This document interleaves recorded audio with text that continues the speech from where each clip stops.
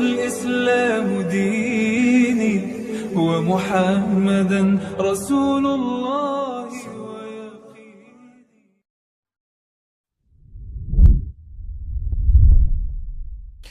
Yang pertama, kita coba di brainstorming dulu, coba digali dulu cara berpikir kita supaya benar menempatkan Al-Quran itu sebagai mukjizat, bukan sekedar kita bacaan. Ini bedanya nanti dengan bacaan-bacaan biasa dan juga dengan kitab-kitab suci sebelumnya. Ingat, ada yang hanya sekedar wahyu memberikan penguatan tauhid, ada yang menjadi kurikulum hidup. Nah, Al-Quran ini bukan sekedar wahyu yang mengkonfirmasi keimanan kita, tapi di saat yang bersamaan menjadi kurikulum kehidupan kita sampai kita menghadap Allah Subhanahu wa Ta'ala. Itu ada di Quran surah kedua Al-Baqarah di ayat ke-185. Saking istimewa dan tingginya dipilihkan di malam terbaik, di hari terbaik, di bulan terbaik, oleh malaikat terbaik kepada Rasul terbaik. Malamnya saking pentingnya, suasana di malam itu dinaikkan semua jenis kebaikan sehingga amal soleh pun naik lebih dari 1000 bulan pahalanya. Itu nanti ada di Quran surah ke-97. Inna anzalnahu fi lailatul qadr. Tuh, kenapa pakai lailah tidak pakai lail? Kalau lail itu hanya menunjuk waktu, di waktu malam. Anda mau tahajud, ambil sebagian waktu malam. Quran surah 17 ayat 79. Wa minal laili fatahajjad bi. Dari sebagian malam, waktu yang cukup panjang itu, ambil sebagian untuk menunaikan tahajud. Jadi lail, layali, lela, lili, ya, lala itu malam. Ibu lili, ibu malam-malam. Kalau pakai ta, lailah, berarti ada yang istimewa di malam itu. Karena itu begitu detil diksi Al-Quran itu, ayatnya ketika menampilkan inna anzalnahu fi lailatul qadr. Berarti ada yang istimewa di malam itu.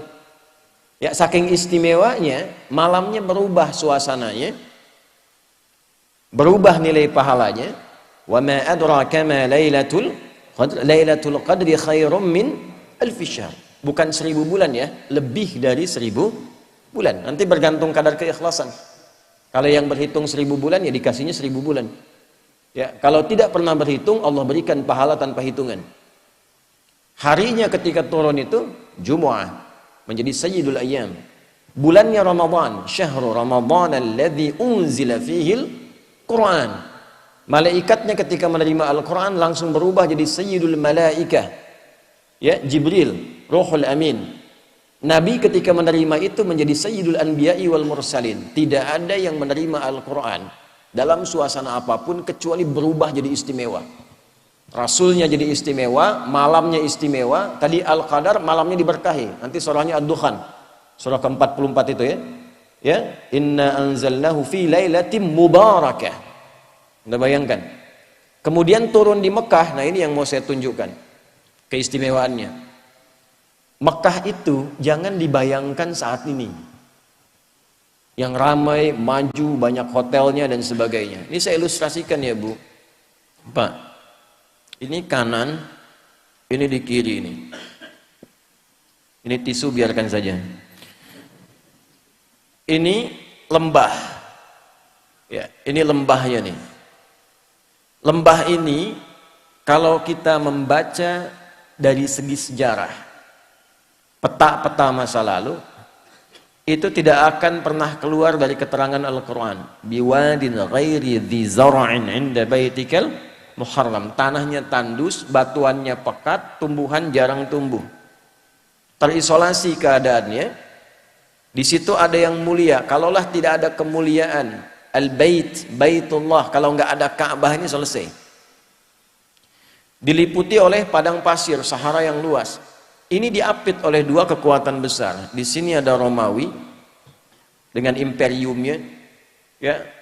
Saking dahsyatnya Romawi, kalau Bapak Ibu nanti ada sempat waktu mengunjungi, itu terbentang Mediterania, ada laut besar Mediterania, dari Italia ke Libya, Tunisia sampai ke Turki itu sampai sekarang arsitektur bangunannya peninggalan Romawi masih ada.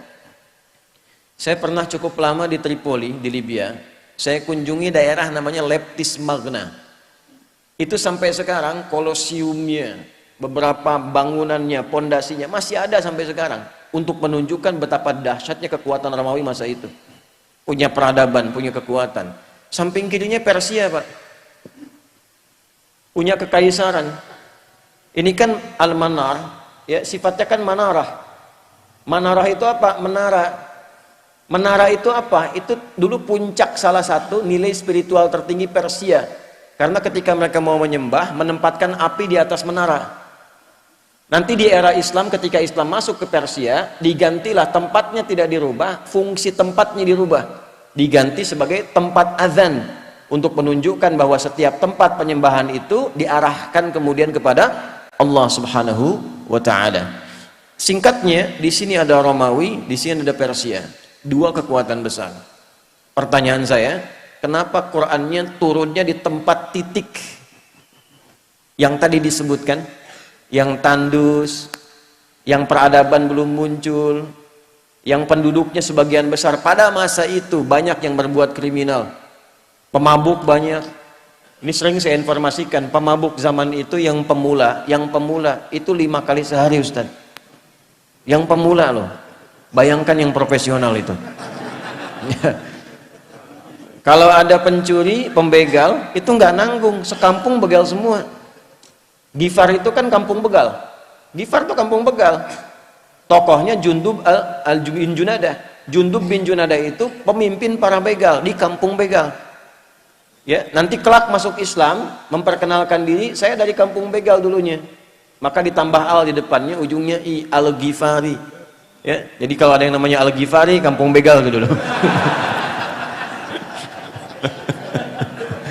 Ya, tapi nanti ada nilainya, belum selesai, baru setengah, jangan pulang dulu.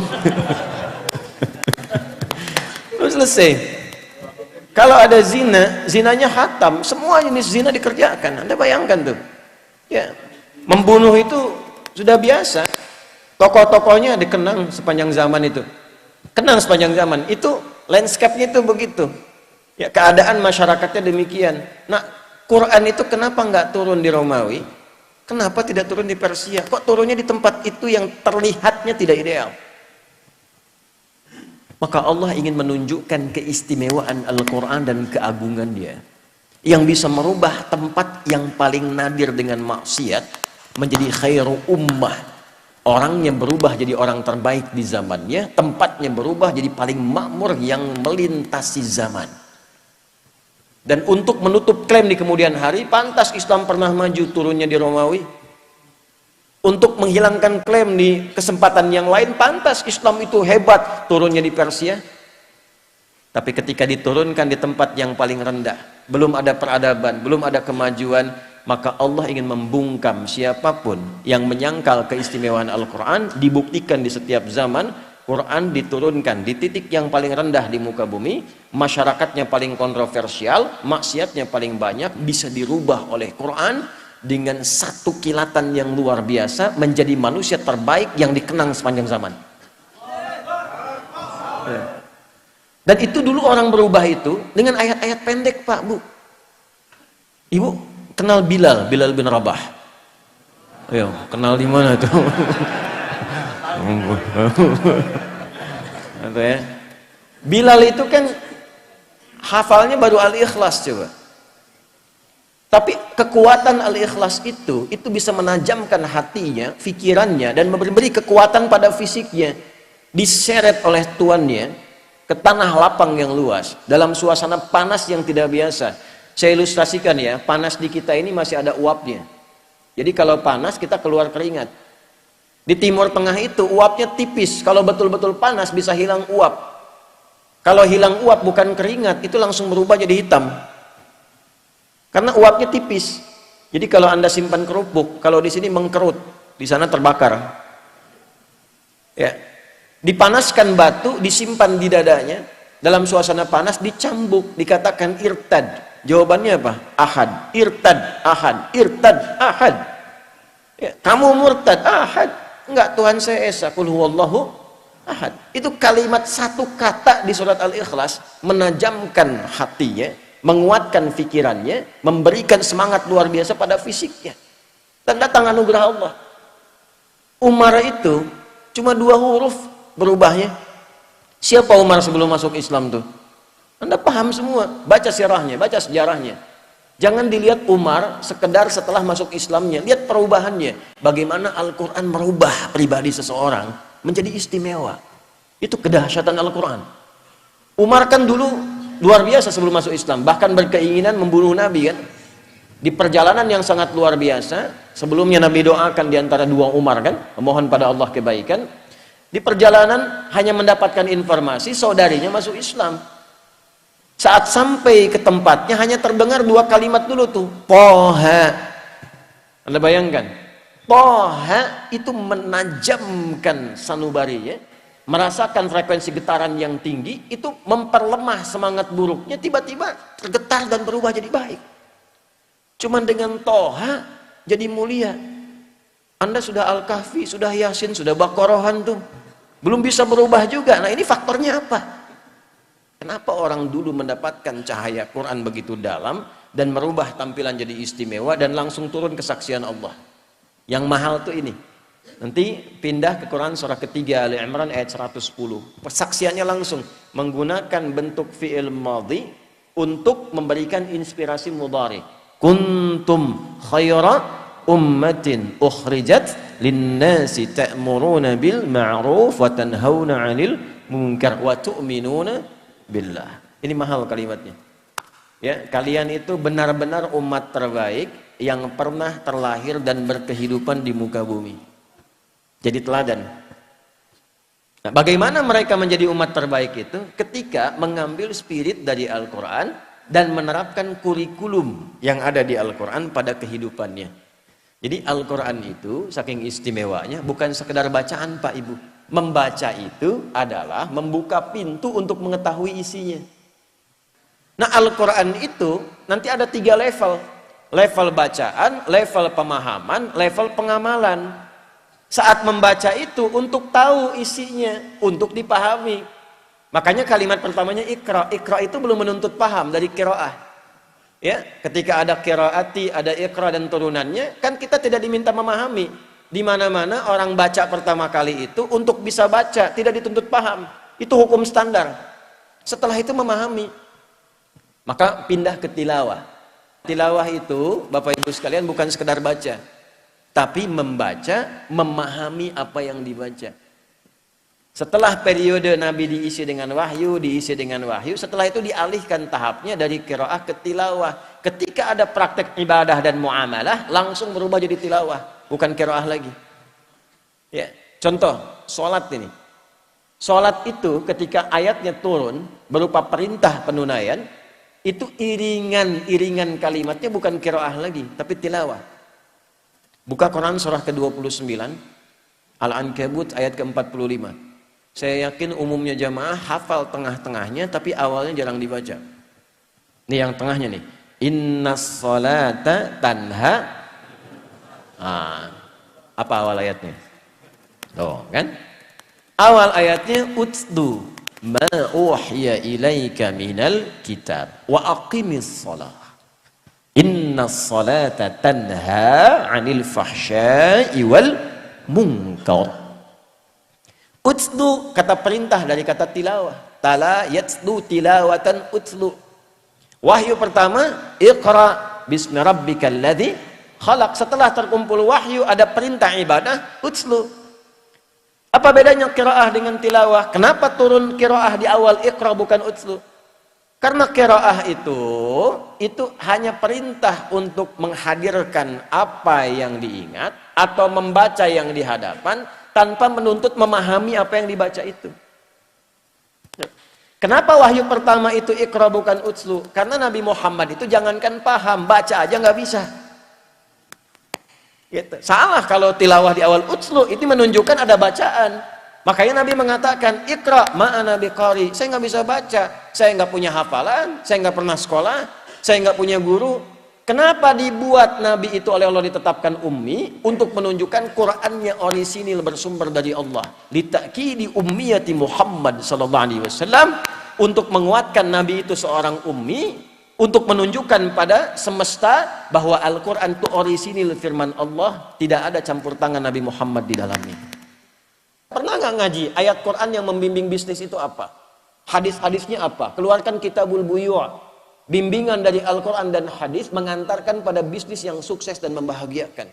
Tidak pernah ada sahabat, tidak pernah ada tabi'in, dan orang-orang sukses yang kita kenang sebagai orang kaya luar biasa yang mengamalkan petunjuk itu dalam pekerjaannya, kecuali dagang dan bisnisnya tidak pernah kembali modal. Selalu kembali untung. Tidak pernah kembali modal, selalu untung. Ya, saya mengatakan ini karena saya meriset, Pak. Saya riset, Abdurrahman bin Auf itu pernah saya riset.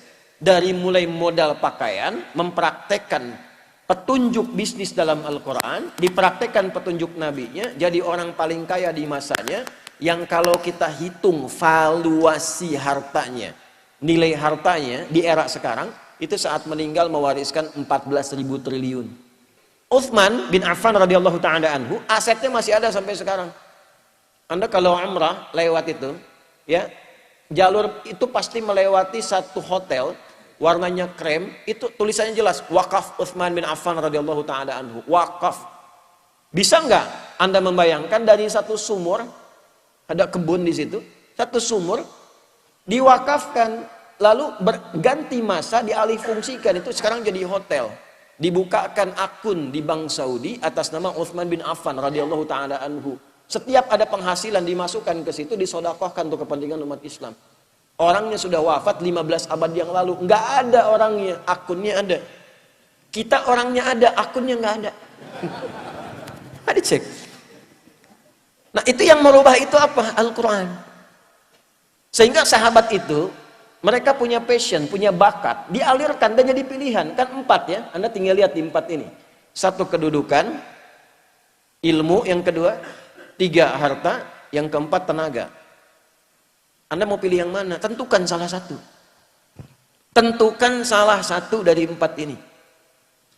Ya, di kedudukan silakan. Ya, dari yang paling tinggi misalnya dari presiden, jadi gubernur, jadi wali kota sampai ke bawahnya terus gitu. Nanti lihat belajar pedomannya bagaimana jadi pemimpin yang baik, turunkan. Maka di situ kita punya tokohnya, ada Abu Bakar, ada Umar dan turunan-turunannya, sejahtera. Setiap di copy paste di generasi setelahnya makmur. Karena memang tidak dibatasi di waktu tertentu. Silahkan Anda cek. Di era Umar bin Abdul Aziz kan bukan eranya sahabat. Hebat juga, luar biasa juga. Sampai masa keemasan dibawa. Terbalik ketika Qur'annya ditinggalkan, malas ngajinya, hadisnya jauh, selesai. Jatuh. Silahkan cek dalam sejarah. Masa-masa keemasan orang-orang Islam pada masa itu ketika dekat dengan Al-Quran. Ulamanya masih didengar, dijaga, diamalkan, ilmuwan makin banyak, sampai ke Andalusia, sampai di Iberia, sampai Mensibwa, sampai disebutkannya peradaban Islam di Spanyol, peradaban Islam di Portugal, peradaban Islam di A, B, C, dan sebagainya. Kapan? Ketika dekat dengan Al-Quran. Ketika Qurannya mulai jauh, mulai sibuk dengan dunia, jatuh. Nah ini yang mau saya tekankan di bagian yang pertama. Ilmu silahkan, kita punya tokohnya. Ada Ali bin Abi Thalib, ada sahabat Abu Hurairah radhiyallahu ta'ala anhuma jami'an. Ya. Kemudian di babnya apa lagi? Harta, ada Utsman bin Affan, Abdurrahman bin Auf, ada Talhah dan sebagainya. Bab tenaga siapa? Ada Bilal bin Rabah. Apa Bilal pernah dikenal sebagai crazy rich di zaman Nabi? Tidak. Bagawan pengetahuan? Tidak. Punya kedudukan? Tidak. Apa pekerjaannya? Adzan.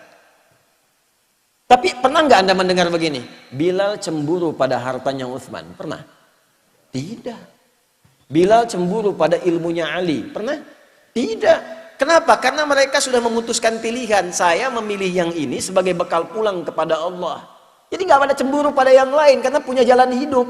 Saya memilih adzan. Kenapa? Karena saat adzan Allahu Akbar, Allahu Akbar. Begitu selesai Nabi komen, aku mendengar suara tapak kaki Bilal itu di taman surga.